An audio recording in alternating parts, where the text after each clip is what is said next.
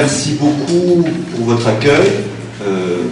Merci à ceux qui ont rendu cette conférence possible.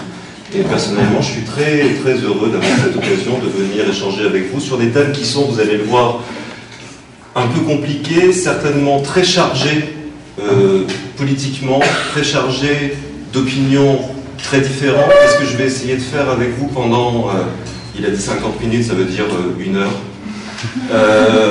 Ce que je vais essayer de faire avec vous, c'est de voir comment est-ce que, dans la discipline qui est la mienne, qui est la sociologie politique, sociologie, c'est une réflexion sur comment est-ce que s'organisent les rapports entre les membres d'une société, dans des sociétés qui sont de plus en plus complexes. Mais sociologie politique, c'est aussi réfléchir à la manière dont, dans ces sociétés-là, le pouvoir, la domination, les rapports d'asymétrie entre des gens qui sont pas tout à fait égaux, même si formellement leur citoyenneté les place en membres égaux d'une société, c'est pas toujours le cas. Comment est-ce que ces rapports de force, de domination viennent à être régulés, organisés, pacifiés si possible. Vous allez voir que le thème qui nous est proposé aujourd'hui, identité, communautarisme, alors j'ai compris qu'identité était au pluriel et communautarisme au singulier, c'est intéressant, on va revenir là-dessus.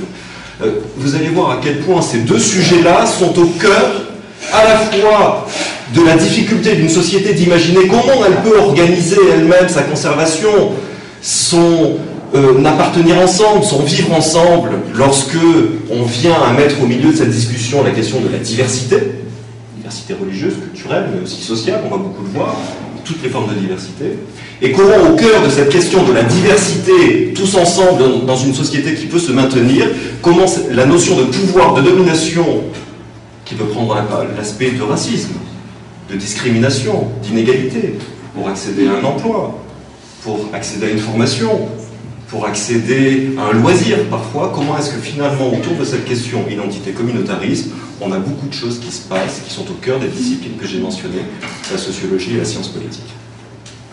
Rapidement pour vous dire, parce que quand on est sur des sujets aussi sensibles, c'est très important de savoir qui vous parle.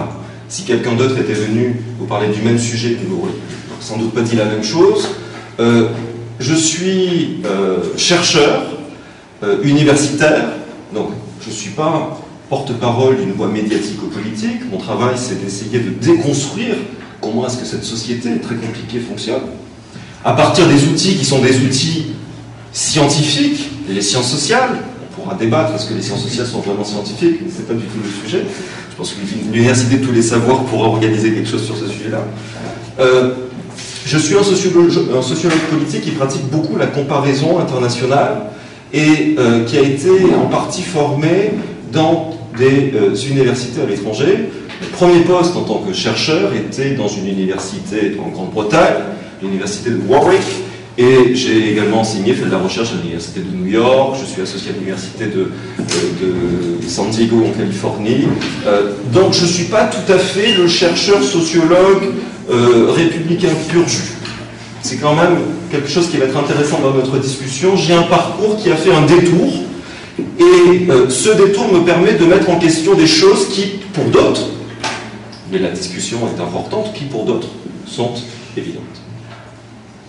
Alors on est aujourd'hui dans un débat politique, médiatique, où vous entendez parler d'identité nationale, vous entendez parler de port de la burqa, où vous avez une activité intense de journalistes essayant à faire sens de c'est quoi la burqa en France. Ce qui est très intéressant, c'est que il n'y a pas de burqa en France. Pour qu'il y ait des burqas, il faudrait que la France ait connu une immigration en provenance de pays comme l'Afghanistan. Ce n'est pas l'histoire migratoire de la France. L'histoire migratoire de la France, c'est une histoire de l'immigration en provenance des pays anciennement colonisés, qui sont principalement les pays d'Afrique du Nord, du Maghreb, et d'Afrique subsaharienne. Aujourd'hui, il n'y a pas de burqa en France, il y a des niqabs, très peu, mais il y en a.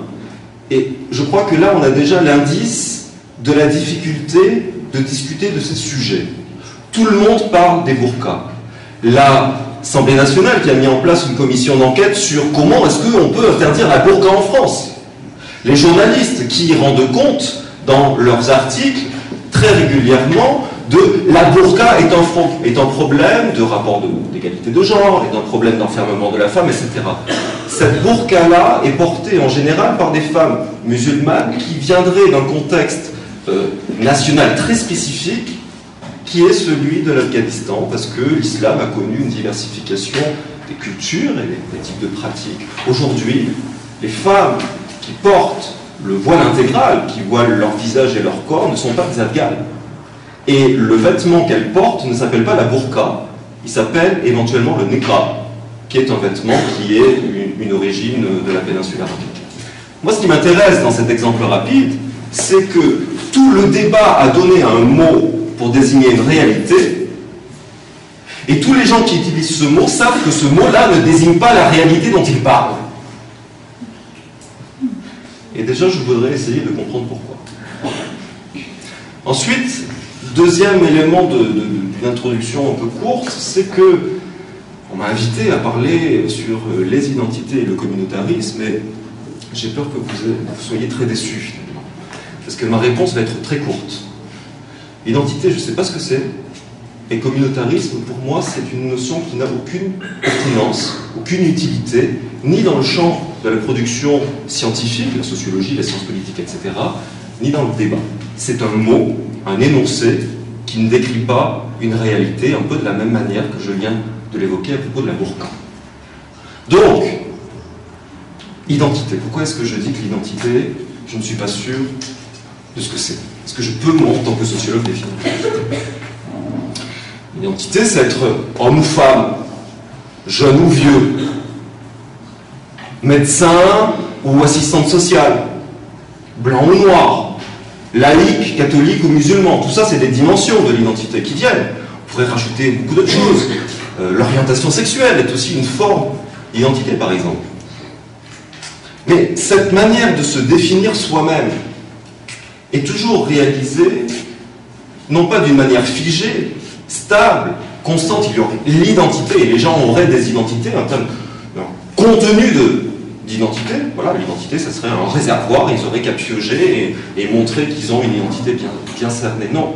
L'identité et tous les aspects que je viens de mentionner, que ce soit le genre, l'orientation sexuelle, la classe sociale, l'origine ethnique, etc., tout ça, c'est des manières, des stratégies, qui sont toujours définies en flux. Ça change, ça évolue. Qui sont toujours définies en contexte. Le contexte A n'est pas tout à fait la manière, le même que le contexte B. La manière dont on se définit aujourd'hui dans la société française des années 2010 n'est pas tout à fait la même que vos camarades de votre génération auraient eu dans les années 70. Ça évolue tout le temps. Et surtout, l'identité est toujours définie sous le regard des autres. Et je crois que là, c'est une dimension qui est très importante pour vous montrer l'embarras que je peux avoir en tant que sociologue à donner une définition d'identité. Je suis Christophe Bertossi, sociologue, issu de l'immigration italienne. Je viens d'une petite ville du sud de la France. Je suis presque jeune. Je suis un homme. Et disons que je suis blanc. Ça, c'est la manière dont je me représente aujourd'hui devant vous. Sans doute, devant un autre public, et avant-hier, je serais présenté d'une autre manière. Et sans doute, demain, dans une autre situation, je me présenterai différemment. Donc, à un moment donné, on choisit qui on est. Ce qui est plus intéressant, c'est que vous allez me voir d'une autre manière. Peut-être que vous allez voir un sociologue venant de Paris, et presque vieux. Sauf que je ne serai pas d'accord avec vous. Ce que je veux dire ici, c'est que dès qu'on parle d'identité, il y a toujours un malentendu. Et ce malentendu-là, il a un impact à la fois pour des gens qui, dans le débat public, doivent dire qui ils sont, parce que, à un moment donné, les médias, le débat politique s'intéresse, disons, aux immigrés. Parce qu'il y a des gens qui voient ces gens dont on impose le thème de l'intégration. Vous devez vous intégrer. Qui vont dire, mais nous, on n'a pas besoin de s'intégrer. Il y a des mots comme ça, il y a des catégories qui flottent dans le débat public, autour desquelles certaines populations vont être obligées de se justifier. Musulmans, pas musulmans, laïcs, pas laïcs, issus d'immigration, citoyens, etc., etc. Une identité n'est jamais figée, elle est toujours en contexte, elle est toujours dans une situation en particulier, et elle se fait toujours sous le regard de l'autre. Voilà pourquoi je ne sais pas définir l'identité. Communautarisme. Communautarisme, c'est une notion qui ne renvoie, pour dire quoi, simplement la manière dont une société, à un moment donné, la société française, énonce un problème. On est dans l'ordre du discours. Ce qui est très intéressant, c'est que communautarisme, dans le débat français, c'est toujours présenté comme une notion qu'on aurait importée du contexte anglo-saxon. Les États-Unis, la Grande-Bretagne sont des sociétés qu'on perçoit comme multiculturelles, qui sont dans la solidarité et la cohésion seraient organisées autour de la notion de communauté. Et dans ces pays-là, la communauté et non pas l'individu, les religions et pas la laïcité, l'ethnicité et pas la citoyenneté seraient les fondements de l'organisation du vivre ensemble. Alors là, il faudrait que je passe 3 heures pour vous expliquer que ce n'est pas tout à fait le cas. Mais ce qui est intéressant, c'est que ce mot communautariste ne vient pas du contexte anglo-saxon. Là encore une fois, c'est un mot qui a émergé dans le débat public autour des années 80-90, justement pour dire la France, ce n'est pas les États-Unis, la France, ce n'est pas la Grande-Bretagne, nous c'est la citoyenneté, la laïcité, eux c'est autre chose, mais ce mot-là est intraduisible en anglais. Lorsque je donne des conférences aux États-Unis, je suis dans l'incapacité totale de faire comprendre à mon auditoire ce que j'entends et ce que les Français entendent dans le débat public et politique par le terme communautarisme. Donc on est là avec quelque chose qui est un produit du débat. Et je dirais même plus un produit du débat politique. Le communautarisme, c'est le résultat des discussions politiques autour des thèmes de l'intégration en France dans les années 80-90. Ce n'est pas une réalité, c'est un mot combat. Et en tant que sociologue, je veux toujours utiliser des catégories qui, évidemment, font sens, déconstruisent le débat. Je ne vais donc pas pouvoir vous dire aujourd'hui que le communautarisme, ça correspond à une réalité. Bon. Lorsque je vais dire le mot identité, lorsque je vais dire le mot communautarisme, je voudrais que vous entendiez moins les mots que les guillemets que je mets autour. Et parce que, pour les raisons que je viens de rappeler, il me semble qu'il est beaucoup plus intéressant de réfléchir aux guillemets que de donner une définition positive de contenu très figé aux notions eux-mêmes d'identité et de communautarisme. On est dans l'énoncé, et c'est un énoncé qu'il faut comprendre, il faut faire une sociologie de l'énonciation. Pourquoi ?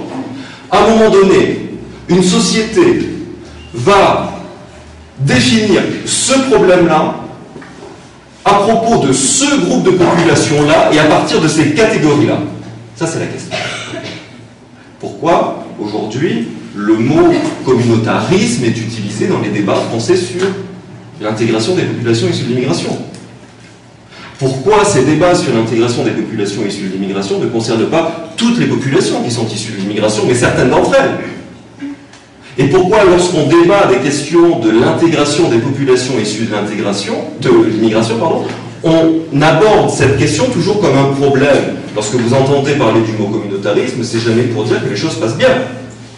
C'est toujours pour dire on a un problème, ce problème vient de leur communautarisme, et leur communautarisme les empêcherait d'être des citoyens comme les autres. Bien, prenons garde, voyons comment les discours fonctionnent, et pourquoi à un moment donné, une société comme la France, aujourd'hui, décrit le projet d'intégration comme un problème qui concerne certaines populations en particulier et pas d'autres, à partir de certaines problématiques et pas d'autres, de certaines catégories et pas d'autres. Le communautarisme est un mot qui, dans le débat, vient cristalliser tous ces aspects-là, et c'est ces aspects-là que je voudrais déconstruire aujourd'hui avec vous. Je voudrais essayer de faire cela en mettant en évidence 3 dimensions et 3 moments. je viens de dire que ce qui était en jeu finalement, c'était la manière dont le débat médiatique, politique, sociétal, dont ce débat produisait des catégories, identifiait des problèmes qui étaient liés à certaines populations et pas à d'autres. On est là dans une activité de classement. Quand vous faites des catégories et que vous dites telle population appartient à tel groupe et telle autre appartient à tel autre groupe, telle population appartient à un groupe à problème quand d'autres populations n'appartiennent pas à un groupe à problème, vous classez. Et dans ce classement, il se passe aussi autre chose qu'une opération de jugement.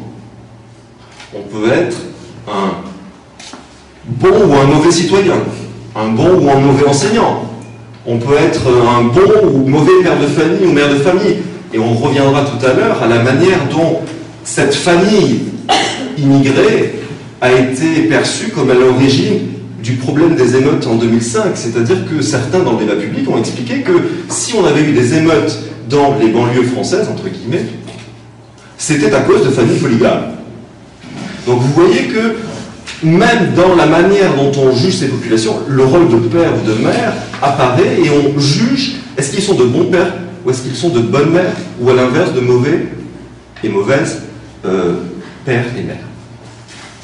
De la même manière sur les associations, il y a des associations qui seraient bien et d'autres qui seraient moins bien. Il y a des associations qui seraient par exemple dans l'intégration, et on a aujourd'hui un prix de l'intégration qui est remis par le ministre français de l'immigration, de l'intégration, de l'identité nationale et du développement solidaire.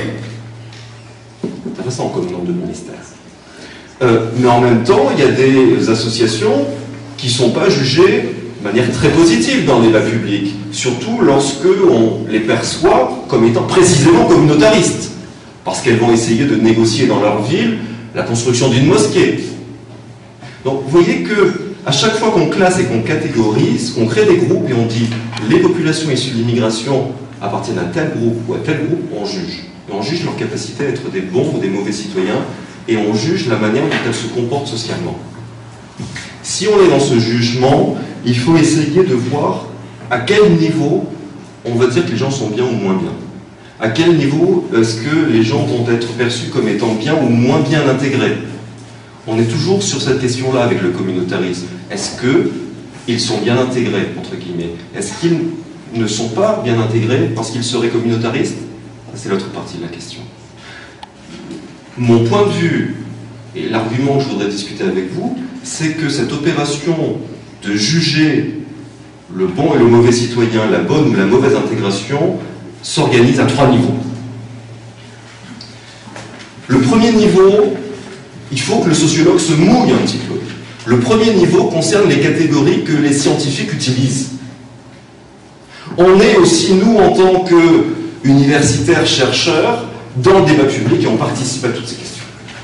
Donc à un moment donné, il faut réfléchir à quelles sont les catégories qu'une discipline, par exemple comme la sociologie, a créées dans un moment particulier pour essayer d'expliquer la question de l'intégration. Ça va être mon premier point et je vais vous raconter un moment un peu particulier qui est celui de la naissance de la sociologie à la fin du 19e siècle, qui est une époque très importante pour nous parce que c'est le moment de construction.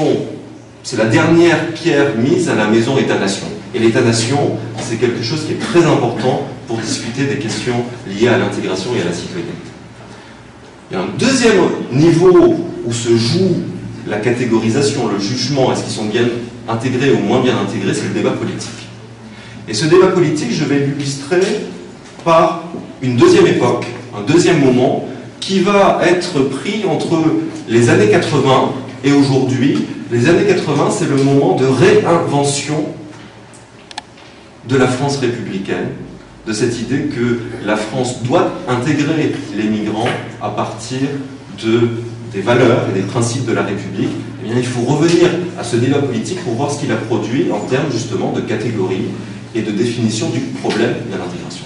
Et le troisième niveau où les gens font ce tri, classent les gens entre le côté de la bonne intégration, de la mauvaise intégration, le côté de la bonne identité, de la mauvaise identité, le côté de la bonne citoyenneté, de la mauvaise citoyenneté, c'est dans la vie courante, c'est dans la vie ordinaire, la vie sociale routinière. Et je voudrais illustrer ça par des résultats récents d'une recherche que j'ai réalisée sur les Français qui, issus de l'immigration postcoloniale, c'est-à-dire des pays du Maghreb et d'Afrique, sont rentrés, sont engagés dans les armées françaises devenues professionnelles. Et qu'est-ce qui se passe pour eux au quotidien une fois qu'ils sont engagés dans les armées? Là, on va voir d'autres types de relations entre des gens, mais on voit finalement que là encore, les catégories de bonne intégration, mauvaise intégration, communautarisme, ethnicité, islam, etc., sont très fortes. Donc 3 niveaux: le discours savant, deuxième discours, le discours politique, troisième discours, le discours des gens normaux, j'allais dire, la vie courante, la routine du fonctionnement d'institutions importantes comme l'armée, mais ça pourrait être d'autres institutions comme l'hôpital, comme l'école, pourquoi pas. Alors, mon premier moment est la première dimension. L'idée, c'est de voir 2 choses. Comprendre pourquoi la sociologie a tout de suite posé cette question communauté, individu, société, parce que c'est une manière de formuler la question qui a un impact encore aujourd'hui. Je vais vous expliquer rapidement ce qui s'est passé, comment on l'a fait et quel impact ça peut avoir aujourd'hui. En gros, comment est-ce que ce discours de la sociologie se construit sur des catégories fondamentales dans lesquelles on va retrouver la notion de communauté et de société. La deuxième chose que je voudrais vous montrer avec ce premier moment, cette première dimension, c'est que ce n'est pas par hasard que la sociologie pose ces questions-là à la fin du XIXe siècle. Et que la fin du XIXe siècle, c'est un moment de transformation radicale de la société française comme d'autres sociétés européennes. Et c'est un moment de création de l'État-nation, et l'État-nation a un impact déterminant dans la définition de catégories qu'on utilise encore aujourd'hui dans les débats, qui sont celles de la citoyenneté, de la souveraineté, de la laïcité peut-être, etc. Or, quelle est, je viens de parler de la transformation radicale de la société française à la fin du XIXe siècle, quelle est cette transformation? Elle est de 2 ordres. Le premier niveau de la transformation, c'est un peu, si vous voulez, l'espace qui sépare Balzac de Zola. Je pense que vous avez au moins lu Germinal, au moins vu le film, en entendu parler. Il se passe quelque chose d'important dans la France du XIXe siècle qui a à voir avec l'industrialisation. C'est la révolution industrielle qui va transformer radicalement l'organisation de la société française. Pourquoi? Parce que les gens quittent leur campagne pour aller travailler dans des usines. La majeure partie de ces usines sont dans des grandes villes. Donc l'industrialisation, ça va aussi avec l'urbanisation, et vous avez des grandes villes qui émergent comme ça. Ces gens qui vont travailler dans les usines, qui sont des ouvriers, sont une nouvelle classe sociale qui n'existait pas véritablement avant. Donc la société voit apparaître un nouveau groupe qui va venir se concentrer dans certains quartiers de ces grandes villes, Paris, à Lyon, à Manchester, à Londres, etc. Et vous allez du coup avoir 2 choses qui vont se passer. D'abord, vous allez avoir une concentration de pauvreté, de précarité, de fragilité sociale et économique dans des endroits très petits, les quartiers ouvriers. Là, vous allez avoir des familles complètement désœuvrées, le père ouvrier, des familles qui vont avoir du mal à se maintenir la tête hors de l'eau, et vous allez avoir une nouvelle forme de pauvreté, et cette pauvreté-là, elle est concentrée dans les grandes villes, et elle vient proche aussi de là où sont les richesses. Donc la ville devient un monde fragmenté, fracturé en 2, les plus pauvres côtoient les plus riches. Industrialisation, urbanisation, et du coup, un enjeu nouveau qui est celui des classes sociales et de la lutte des classes sociales Encore une fois, notre grand témoin et l'un des pères fondateurs d'une certaine manière de la sociologie, c'est Marx. Et Marx, son travail de philosophe et de sociologue a été de mettre en évidence que cette transformation de la société, industrialisation, urbanisation, paupérisation, les gens deviennent plus pauvres aussi, mais d'une autre manière, crée un enjeu de lutte des classes. Et l'État, pour venir réguler cette lutte des classes, va mettre en place un système qui est nouveau, qui s'appelle l'État-providence. Donc vous voyez que cette première transformation, elle a des implications très importantes, à la fois du point de vue de comment est-ce que les gens vivent ensemble, et ensuite comment est-ce que les institutions organisent cette nouvelle société. Comment est-ce que les gens vivent ensemble? Avant, ils vivaient dans des relations de face à face, dans les campagnes. Ils étaient dans des villages, les communautés se connaissaient, on connaissait les familles, on se connaissait tous personnellement. Et d'un coup, ce processus de modernisation, d'industrialisation et d'urbanisation projette les individus dans des relations où ils ne connaissent plus personnellement les gens qui les environnent. Ils ont d'autres types de solidarité les uns vis-à-vis des autres. Ils sont peut-être ouvriers, ça fait un lien. Ils sont peut-être français, et là, du coup, vous voyez apparaître une autre dimension. Parce que dans des relations de face à face, dans les campagnes, avant que les grandes villes n'émergent, vous aviez une France du multiple.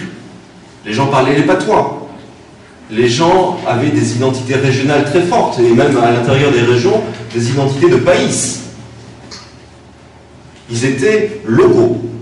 D'un coup, la transformation de cette société les projette au niveau national. Et on leur dit, vous n'avez plus à connaître personnellement, en face à face, les gens qui vous environnent pour vous sentir appartenir à la même société. Parce que cette société a changé. Vous n'êtes plus un pays, un paysan local, vous êtes un citoyen. Pour expliquer cette transformation, ce basculement de relations très proches où on se connaît tous, vers des relations très abstraites où on ne se connaît pas, les sociologues ont proposé de définir ce qu'on appelle en sociologie types idéaux, c'est-à-dire deux paradigmes, deux modèles pour décrire le passage. Et là, on va retomber sur la notion de communauté. Lorsque les gens étaient comme ça dans les villages, ils se connaissaient dans la paroisse, ils se connaissaient vraiment très très bien, les familles allaient se balader le dimanche ensemble l'après-midi. Les sociologues vont dire qu'on était dans des sociétés qui n'étaient pas tout à fait des sociétés, qui étaient des communautés. Vous avez toute une série de sociologues, pères fondateurs de la sociologie, qui vont définir tour à tour la communauté comme étant Gemeinschaft, la communauté au sens de tennis. Durkheim va parler de solidarité mécanique, peu importe, et Weber va parler de communalisation, c'est-à-dire un groupe qui est très très fort, très soudé, justement sur des relations interpersonnelles parce que tout le monde se connaît. Le basculement vers la société moderne de la fin du 19e siècle, où les relations sont beaucoup plus abstraites, elles sont beaucoup plus compliquées, beaucoup plus complexes, et elles mettent beaucoup plus l'individu en danger, ça va s'appeler une société, ça va s'appeler une socialisation, pour reprendre le vocabulaire de Weber. Donc là, la société qui s'est transformée, la sociologie est venue pour mettre des mots dessus. Pour dire, on est en train de changer totalement la façon dont on vit ensemble, et il faut essayer de comprendre. Et pour comprendre, ils ont opposé ces deux notions, communauté et société. C'est-à-dire qu'il y avait une volonté de mieux comprendre ce qui se passait, communauté, société, c'est-à-dire que les gens soit se connaissent bien, soit c'est plus flou pour eux, qu'est-ce qui les rattache les uns aux autres. Mais il y avait derrière un projet politique aussi pour ces premiers sociologues, qui étaient Durkheim, Weber, Tönnies, etc. Le projet politique, c'était une crainte. Et vous allez voir que cette crainte, de la manière dont elle s'exprime, ressemble beaucoup à la crainte qu'on entend dans le débat public aujourd'hui. Cette crainte, c'était, si on est aujourd'hui dans des sociétés où les gens ne se connaissent plus très très bien personnellement, mais qu'on est dans une solidarité qui est très abstraite, finalement, c'est quoi? Qu'est-ce qui rapproche quelqu'un qui habite à Perpignan de quelqu'un qui habite à Cherbourg? Quel est son lien? À la fin du 19e siècle, on lui répond, mais monsieur, c'est la citoyenneté. Très bien. Mais concrètement, qu'est-ce qui m'en rattache? Et là, les sociologues sont très inquiets. Ils ont très peur que la société qui s'est construite d'une autre manière ne livre l'individu à lui-même. Qu'on ait finalement une société complètement atomisée, d'individus sans attache, d'individus sans lien, ce que Durkheim appelle l'anomie, et il va expliquer que le taux de suicide dans une société s'explique par la perte de lien des gens dans cette nouvelle société qui les met en danger. Donc les sociologues vont dire il faut créer du lien. Il ne faut pas que les gens soient livrés à eux-mêmes, il ne faut pas que la société soit composée de gens sans attache. Il faut qu'il y ait une morale, un effort, un engagement qui les réunisse. Eh bien, ces sociologues vont trouver dans Rousseau, par exemple, et le contrat social, l'idée qu'il va répondre à leurs craintes. Il faut créer le sentiment très fort d'appartenance à l'identité nationale. Et pour créer cette identité nationale, il y a des machines, il y a des fabriques qui vont être utilisées. C'est ce que Durkheim appelle les institutions secondaires, mais c'est l'école, c'est le service militaire, c'est la paroisse, c'est le parti politique et pendant longtemps le parti communiste.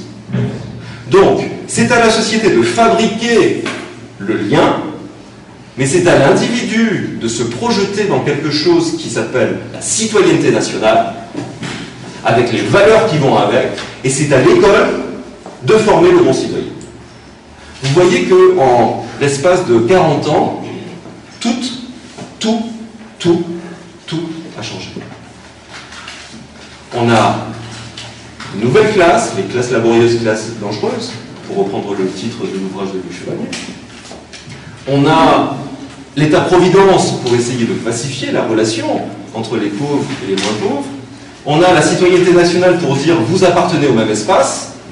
Et on a des héros de l'identité nationale et de la citoyenneté nationale que sont les adjudants-chefs dans les casernes qui reçoivent les conscrits, ceux qui font leur service militaire obligatoire. On a les enseignants, les hussards noirs de la République, qui jouent le rôle mythique de fabrication de cette nouvelle société française, pour reprendre aussi le titre d'un ouvrage très connu d'Eugène Weber, où on va transformer les paysans en français.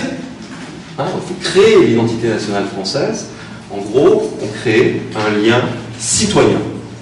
Alors, ce qui est intéressant par rapport à tous les débats qu'on a aujourd'hui sur l'identité et le communautarisme, c'est que vous entendez en même temps, comme ça, des idées qui s'entendent encore aujourd'hui dans la discussion.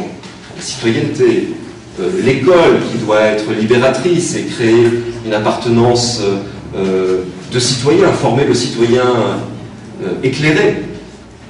Vous voyez qu'il faut que l'individu se libère d'identités qui n'ont rien à voir avec sa citoyenneté. Tout ça, c'est un projet qui naît au XIXe siècle. Ce qui est intéressant, c'est qu'à cette époque-là, ça ne concerne pas du tout les immigrés. Et là, c'est le dernier point sur ce premier moment, première dimension que je voudrais marquer de manière importante, parce que c'est intéressant. Cette crainte de la désintégration, pour le dire vite, de cette société qui se transforme, c'est une question générale. Elle concerne à la limite les Bretons, les Basques et les Auvergnats, mais elle ne concerne pas les immigrés. C'est pas parce que la France ne connaissait pas d'immigration à cette époque. La France est un pays qui a une très ancienne histoire de l'immigration. Et le XIXe siècle est un siècle où il y a une immigration polonaise, italienne vers la France. Mais ces immigrés-là ne sont pas perçus à partir de la grille de lecture intégration-désintégration. Ils sont perçus à partir d'autres grilles de lecture. Une grille de lecture importante pour l'immigration à l'époque, c'est la question de l'allégeance et de la loyauté. Est-ce que ce sont des gens qui peuvent devenir des citoyens comme les autres, ou est-ce que ça va être des traîtres? C'est intéressant, par exemple, que toute la question de l'immigration au XIXe siècle en France va avoir plusieurs résultats. Le premier résultat, c'est de définir le mode d'entrée dans la nationalité française. C'est la grande loi de 1889 qui va dire qu'on devient français par naissance et en fonction du lieu où on est né. C'est le double principe du droit du sang et du droit du sol, qui va être perçu après comme une invention républicaine. Lorsque les étrangers ont vocation à rester en France, ils ont surtout vocation à devenir français. Cette idée-là, c'est une idée du XIXe siècle. Et en même temps, ils deviennent français, mais on ne leur fait pas tout à fait confiance. Dans les années 30, par exemple, le droit de la nationalité va se refermer un petit peu plus, et certaines professions qui sont jugées à risque vont être fermées aux étrangers. Les pharmaciens, par exemple, parce qu'ils ont accès à des substances chimiques qui peuvent être à la fois des médicaments, mais aussi des poisons. Donc on va dire, on ne peut pas devenir pharmacien et gens de laboratoire si on est étranger. Aujourd'hui, en résultat intéressant de cette fermeture progressive du droit de la nationalité et l'accès à certains métiers en France, on est resté sur ces régimes pendant très longtemps. Aujourd'hui, vous avez un tiers du marché du travail qui est fermé pour les étrangers, en vertu d'une législation qui s'est sédimentée progressivement, mais depuis cette époque dont je vous parle, la fondation de la République comme État-nation. Une autre manière, donc la première manière de gérer l'immigration, c'est du point de vue de la question de la loyauté. Une autre question qui se pose à ce moment-là aussi, sur l'intégration des intégrations, c'est que la France de l'intégration est créée avec la Troisième République, mais pas pour tout le monde. La citoyenneté de l'intégration en France est très condamnable.